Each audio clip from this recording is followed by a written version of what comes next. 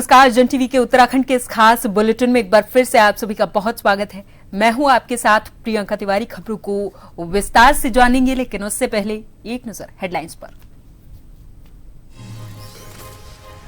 PM Modi का मिजोरम दौरा, 9,000 करोड़ की विकास परियोजनाओं की सौगात। 78 साल बाद रेलवे के नक्शे पर आइजोल।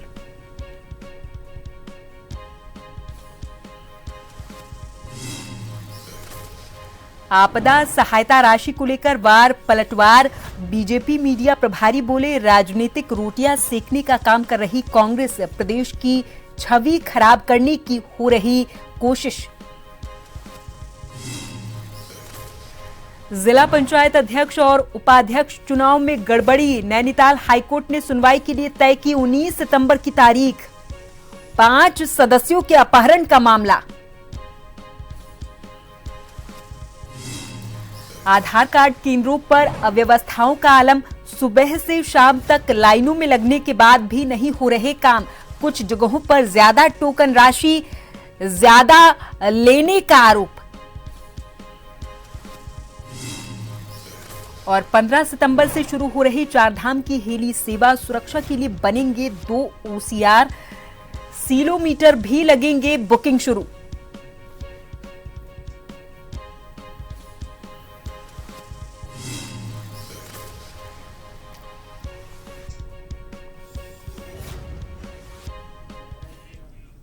प्रधानमंत्री मोदी आज से 2 दिन के नॉर्थ ईस्ट के दौरे पर हैं। पीएम सुबह करीब 9:10 पर मिजोरम के लेंगपुई एयरपोर्ट पर उतरे, लेकिन खराब मौसम के कारण राजधानी आइजोल नहीं जा सके। उन्होंने एयरपोर्ट से ही बैराबी सायरंग रेलवे लाइन समेत 9,000 करोड़ के प्रोजेक्ट का शिलान्यास और उद्घाटन किया। इन परियोजनाओं से रेलवे, सड़क, ऊर्जा, खेल सहित कई क्षेत्रों में फायदा होगा।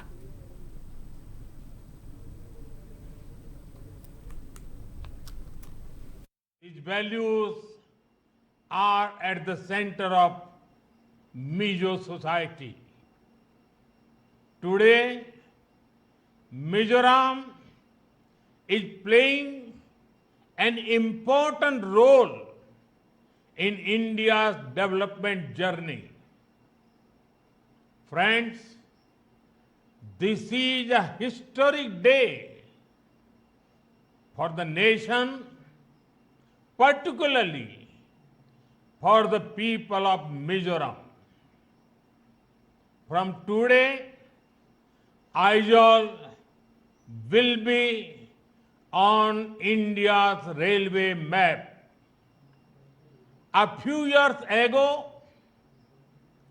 I had the opportunity of laying the foundation stone for the Aizawl railway line.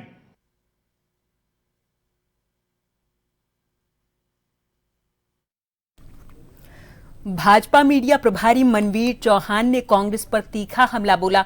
उन्होंने कहा कि कांग्रेस पार्टी आपदा की घड़ी में भी सिर्फ राजनीतिक रोटियां सेकने का काम कर रही, जहां कांग्रेस को चाहिए था कि वो सरकार को रचनात्मक सुझाव देती और आपदा से पीड़ित आम जनता के साथ खड़ी होती। वहीं इसके उलट कांग्रेस नेता केवल बयानबाजी तक सीमित रह गए। चौहान ने आरोप लगाया कि कांग्रेस प्रदेश की छवि खराब करने की कोशिश कर रही और सिर्फ राजनीति साध रही है। कांग्रेस पार्टी को सिर्फ और सिर्फ अपनी राजनीतिक रोटियां सेकनी हैं। वो आपदा को भी अवसर के रूप में तलाशते हैं। जहां उनको आपदा को लेकर के सरकार को अपने सुझाव देने चाहिए, आम जनता के साथ जो आपदा से पीड़ित है उनके साथ खड़ा होना चाहिए था, लेकिन उसके उलट वो केवल बयानबाजी तक सीमित रह गए हैं और प्रदेश की केवल छवि को खराब करने का प्रयास करते हैं और केवल राजनीतिक रोटियां अपनी बयानबाजी करके सेक रहे हैं। सरकार ने आधार कार्ड बनाने और उसमें सुधार के लिए बैंक और सरकारी दफ्तरों में सेवा केंद्र तो खोल दिए, लेकिन विकास नगर में ये सुविधा अब जनता की परेशानी बन गई। सुबह से लाइन में लगने के बाद भी लोगों का काम नहीं हो पा रहा। विकास नगर के यूको बैंक, ब्लॉक कार्यालय और ब्लॉक बाल विकास परियोजना कार्यालय स्थित आधार सेवा केंद्रों का हाल बेहाल है। यहां रोजाना सुबह से लंबी लाइनें लगती हैं, लेकिन शाम तक अधिकतर लोग बिना काम कराए वापस लौट जाते हैं। इन केंद्रों पर रोजाना केवल 30 आवेदन ही लिए जाते हैं, जबकि आवेदकों की संख्या 60 से 70 तक पहुंच रही। ऐसे में लोग घंटों धूप और भीड़ में खड़े रहने को मजबूर हैं। लोगों की दिक्कतों को देखते हुए जिलाधिकारी ने बंद पड़े आधार केंद्र खोलने और ऑपरेटर बढ़ाने के निर्देश दिए थे, लेकिन अधिकारियों की मनमानी के चलते व्यवस्था अब भी निल है। देखो, आधार कार्ड को बवाल होना तो निश्चित है, क्योंकि जो जनता है वो आती है, उनका ना तो बैठने की व्यवस्था है, ना उनके लिए पानी की व्यवस्था कर रही। जितने भी यहाँ पर वो बने हैं CSC सेंटर, वो अवैध रूप से वसूली कर रहे हैं। 30 रुपए की जगह 150 रुपए ले रहे हैं। इसी को लेकर लोगों में रोष था और आज आप आए हैं। मैं आपका भी धन्यवाद करता हूँ, टीवी चैनल वालों का, जिससे आम जनता की जो शिकायत है वो ऊपर तक पहुंच सके। दूसरी मैं ये कहना चाहता हूँ कि कुछ लोग, कुछ प्रधान भी हैं, कुछ वैसे लोग हैं जो अवैध रूप से आधार कार्ड बनवा रहे हैं, उनकी जांच होनी चाहिए। कभी GPS कनेक्ट नहीं हो पा रहा है, कभी सर्वर डाउन है सर, इस वजह से नहीं हो पा रहा है सर। लोगों की शिकायत है कि आप 100 और 200 रुपए ले रहे हैं। नहीं क्यों सर, ले रहे हैं? नहीं सर, 200 रुपए नहीं ले रहे हैं सर, किसी से पूछ लीजिए। कितने फीस ले रहे हैं आप? सर जो फीस है, प्रॉपर फीस है 100 रुपए 50 रुपए। और आपने भी बताया था हम 150 रुपए ले रहे हैं। सर बायोमेट्रिक के ले रहे हैं सर, उसमें हमें जो सरकार कंपनी तरफ से सर हमें कुछ भी नहीं मिल रहा है। उस वजह से सर हम जो हमारा वो है सर, इंक वगैरह कुछ भी है सर, उसके लिए ले रहे हैं सर। कितने पैसे? सर जो कंपनी फीस है सर 150। यदि ऐसी कोई भी शिकायत प्राप्त हो रही है तो उसकी तत्काल जो है जांच कराई जाएगी, और यदि वो अनावश्यक रूप से शहर की जनता से या आम जनता से जो है अवैध रूप से पैसे वसूल करता है तो उसके खिलाफ जो है निम्नानुसार सख्त कार्रवाई की जाएगी। सर लोगों का ये भी कहना है कि हम 10 बजे लाइन में लगते हैं, 1 बजे तक आधार कार्ड बनते हैं।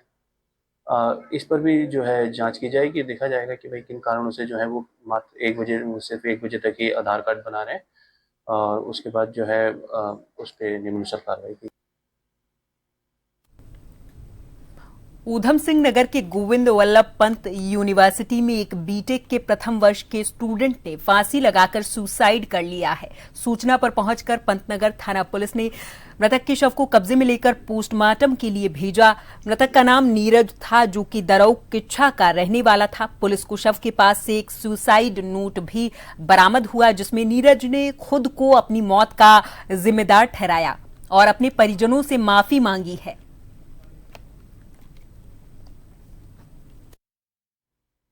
यूनिवर्सिटी का बीटेक फर्स्ट ईयर इलेक्ट्रॉनिक से जो है इलेक्ट्रिकल का जो है छात्र विपिन राउत हॉस्टल पे रहता था। छात्र का नाम है नीरज सनौब छोटेलाल।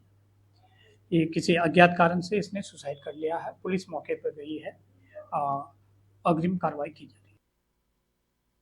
कोर्ट ने नैनीताल जिला पंचायत अध्यक्ष और उपाध्यक्ष चुनाव में गड़बड़ी संबंधित मामले में स्वतंत्र संज्ञान वाली याचिका पर अगली सुनवाई के लिए 19 सितंबर की तिथि नियत की है। मुख्य न्यायाधीश जी नरेंद्र और न्यायमूर्ति सुभाष उपाध्याय की खंडपीठ के समक्ष इस मामले की सुनवाई हुई। जिला पंचायत के सदस्य निर्वाचित होने के बाद 11 अगस्त को कांग्रेस को भाजपा के प्रत्याशियों ने अध्यक्ष और उपाध्यक्ष पद के लिए नामांकन भरा। इसके बाद 14 अगस्त को 27 सदस्यों ने अपनी अध्यक्ष और उपाध्यक्ष को चुने। आरोप लगाए कि इनमें 22 ने तो वोट किया, लेकिन 5 का अपहरण कर लिया गया। न्यायालय ने घटना का संज्ञान लेते हुए शहर में हुए अपराध को गंभीरता से लिया है और इस पर सुनवाई शुरू की है।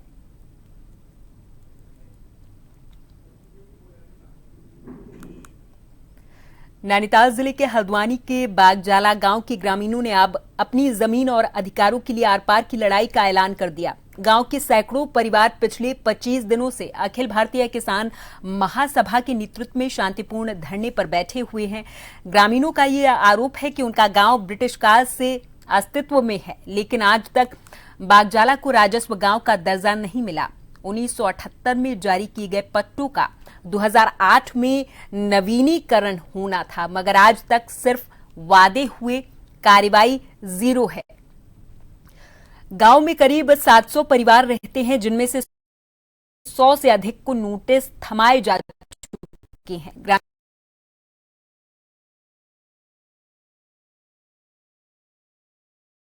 ग्रामीणों का कहना है कि 2023 में भाजपा सरकार के कार्यकाल में कई निर्माणाधीन मकानों को गिरा दिया गया और 2024 में फिर से नोटिस भेजे गए। इतना ही नहीं, गांव को पंचायत चुनाव से भी बाहर किया गया और सरकारी सुविधाओं पर रोक लगा दी गई। बिजली, पानी, राशन कार्ड जैसी बुनियादी जरूरतों से ग्रामीण वंचित हैं।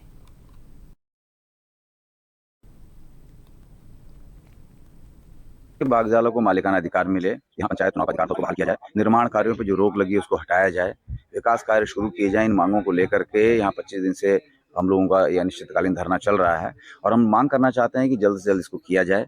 और राज्य सरकार से हमारी मांग है, लालकुआं विधायक से मांग है कि इसको मालिकाना अधिकार का प्रस्ताव जो है, राजगांव का प्रस्ताव विधानसभा में पारित करें, कैबिनेट से इसकी घोषणा करवाएं, मुख्यमंत्री से घोषणा करवाएं। यहाँ पर लोगों को जीने का अधिकार ही छीन लिया गया है। जो लाइफलाइन होती है आपकी सड़क, पानी, बिजली, इस पर रोक लगा दी है। निर्माण कार्य, लोगों की शौचालय बनना बंद हो गया है, उस पर भी निर्माण पर रोक लगा दिया गया है। और मालिकाना हक की हमारी लड़ाई है, तो लड़ाई तो हमारी लंबी है और विधानसभा के अंदर इस क्वेश्चन उठाने के बजाय वो यहाँ धमकाने की कोशिश कर रहे हैं। तो ये बड़ा खतरनाक मामला है। तो इसलिए इस आंदोलन को हम अब आगे बढ़ाने के लिए हमने कल 12 तारीख को एक कैंडल मार्च जैसे हमने पहले किया था, इस प्रकार से हम अभी मोबाइल मार्च करेंगे, मोबाइल की रोशनी में। और साथ में 18 तारीख को हमारा विचार है कि यहाँ बड़ा एक रैली करें और उसके बाद भी अगर सरकार नहीं सुनती है तो निश्चित रूप से आंदोलन को हम बहुत तेज करने की हम सोच रहे हैं। चाहते हैं कि हमारी जो सरकार है वो हमारी समस्याओं को सुने, हमारी जो परेशानियां हैं उनको सुने और जो हमारी 8 सूत्री मांगों में सबसे पहली जो हमारी मांग है वो हमारा गांव का जो है मालिकाना हक पाने का है। इसमें हम चाहते हैं कि निर्माण कार्य भी हो हमारे गांव में और जो वन विभाग ने जो हम लोगों को नोटिस दिए गए हैं वो नोटिस वो वापस लीजिए। हर घर जल योजना जो है हमारी वो सुचारू रूप से पहले की भांति चला दी जाए। जो हमारी सरकारी योजनाएं हैं वो सारी की सारी हमें फिर से दी जाए। लोहाघाट की आदर्श कॉलोनी में स्वास्थ्य विभाग की भूमि में तत्कालीन एसडीएम रिंकू बिस्ट के निर्देश पर नगर में वाहन पार्किंग की समस्या को देखते हुए अस्थायी पार्किंग बनाई गई थी, जिसमें लगभग 60 से अधिक वाहन पार्क किए जाते थे। लेकिन अब स्वास्थ्य विभाग के द्वारा अपनी भूमि में डॉक्टर, हॉस्टल, लैब और अन्य निर्माण कार्य किए जा रहे, जिसके चलते अस्थायी पार्किंग में अपने वाहन खड़े करने वाले आदर्श कॉलोनी के वाहन स्वामियों को पार्किंग से वाहनों को हटाने को कहा गया, जिस कारण अब वाहन स्वामियों के सामने अपने वाहनों को खड़े करने की गंभीर समस्या पैदा हो गई है। मामले को लेकर आदर्श कॉलोनी वासियों ने पालिका अध्यक्ष गोविंद वर्मा से पार्किंग समस्या के समाधान की मांग की है।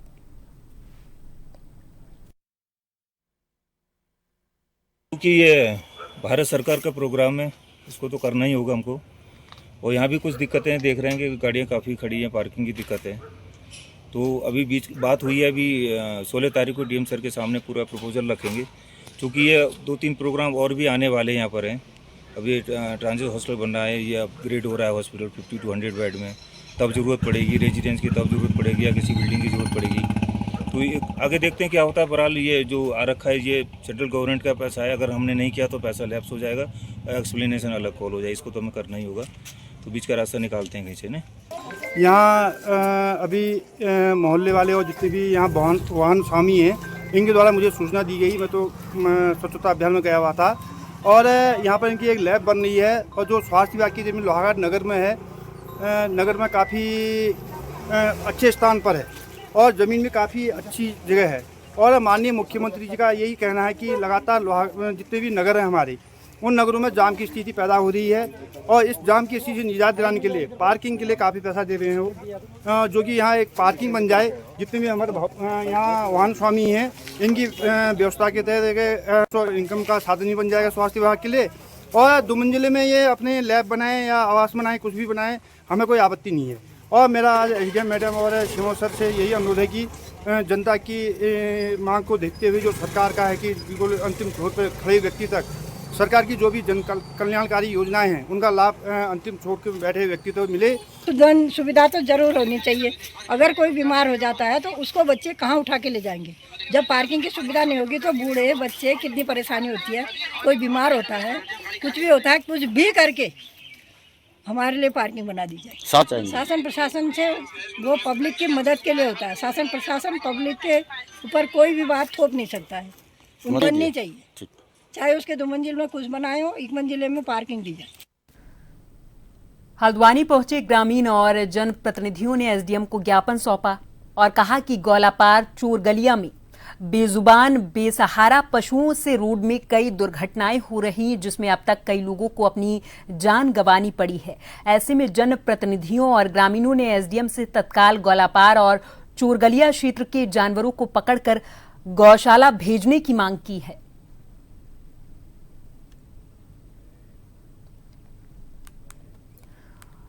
उत्तराखंड के नैनीताल जिले के रामनगर पीएनजीपीजी महाविद्यालय में पिछले 5 वर्षों में स्टूडेंट्स की संख्या लगातार घट रही।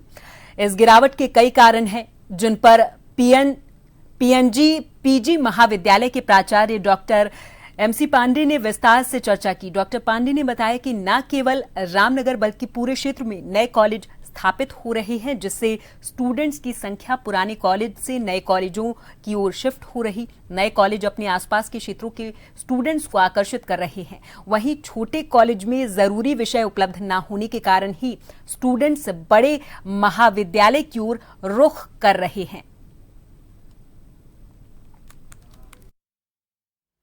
रामनगर महाविद्यालय में या किसी अन्य महाविद्यालय की भी बात करें तो कुछ इसी तरह के ट्रेंड्स आपको दिखाई देंगे। ये सिर्फ इसी क्षेत्र की बात नहीं है, इसके बहुत सारे कारण हैं और उसको बड़े विस्तार से समझने की ज़रूरत है।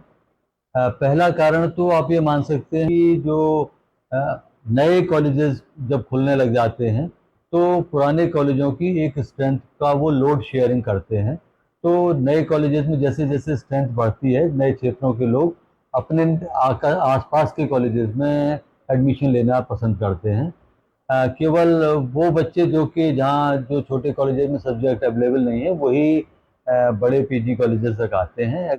इसके अलावा भी अगर आप देखें तो जो एडमिशन में कमी आई है उसके कुछ कारण ये भी हमें दिखते हैं कि कुछ लोग जो कन्वेंशनल एजुकेशन है इससे थोड़ा सा दूर हो रहे हैं और वो या तो टेक्निकल एजुकेशन में और या फिर सीधे एम्प्लॉयमेंट में जाने के इच्छुक दिखाई देते हैं। तो इसका ज़्यादा असर बॉयज़ पे पड़ा है, क्योंकि बॉयज़ अपने फैमिली का क्योंकि ज़्यादा फाइनेंशियल हेल्प करने के इच्छुक होते हैं तो वो इंटर करने के बाद कहीं ना कहीं जॉब की तलाश में निकल जाते हैं।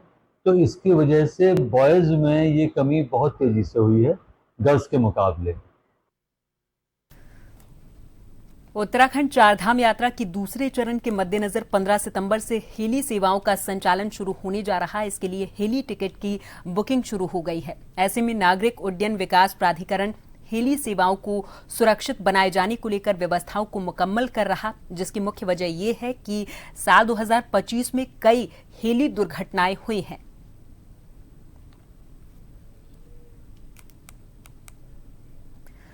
यमुनोत्री यात्रा को जल्द बहाल करने के लिए सरकार ने मोर्चा संभाल लिया। बीजेपी मीडिया प्रभारी मनवीर चौहान ने बताया कि मुख्यमंत्री धामी चारधाम यात्रा को सुचारू, सुव्यवस्थित और सुरक्षित बनाने के लिए पूरे तरीके से प्रतिबद्ध हैं।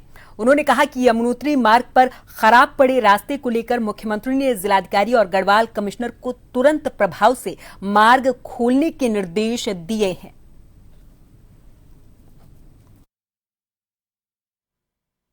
देखिए, आदरणीय मुख्यमंत्री पुष्कर सिंह धामी जी की चार धाम यात्रा को सुचारू, सुव्यवस्थित और सुरक्षित यात्रा कराने के लिए प्रतिबद्ध हैं और उनके द्वारा यमुनोत्री में जिस तरह से जो रोड खराब वहां पर हो रखी है उसको लेकर के अधिकारियों को निर्देश दिए गए हैं कि तत्काल प्रभाव से वहां पर रास्ते को खोला जाए।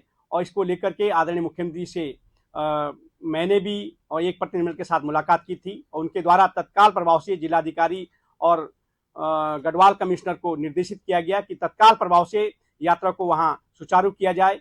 और इसको लेकर के मुझे लगता है कि कल से यमुनोत्री यात्रा खोल दी जाएगी और सरकार की प्राथमिकता सभी को सुरक्षित यात्रा प्रदान करना है।